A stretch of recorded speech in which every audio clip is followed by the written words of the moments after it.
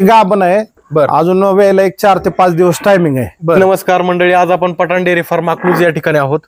तर या ठिकाणी म्हशीचा लॉट विक्रीसाठी आलेला आहे. पठाण साहेब नमस्कार. नमस्कार साहेब. परिचय करून द्या आपला. माझं नाव मोहसिन पठाण, पठाण डेअरी फार्म अकलूज.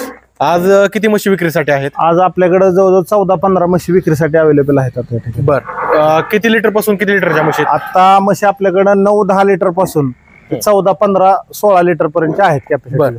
ही म्हैस जी दाखवत आहे हिची काय डिटेल राहणार आहे? हे दुसऱ्या वेताला आहे. बर. ह्याला खाली रेड आहे. आता सध्याला ह्याच्यात 5.5-6 लिटर दूध तयार आहे. हरियाणाहून येऊन आज 6वा दिवस आहे हिला. बर. किती दूध करेल? हे 7-7.5 लिटर टायमाला दूध, म्हणजे 14-15 लिटर वरती चालेल आरामशीर. बर. काय किंमत राहील? हिची 1,55,000 रुपये. 1,55,000. हो हो हो. तर मंडळी अशाच पद्धतीच्या सगळ्या म्हशी आहेत का? हो. नाही, पहिला रो जास्त आहेत आता ह्या लॉट मध्ये. बर. आता बुधवारी बी येणार आहे, त्या बी लॉट मध्ये पहिल्या रो आणि दुसऱ्या जास्त आहेत. बर. तर मंडळी या ठिकाणी बघू शकता अशा म्हशी आहेत.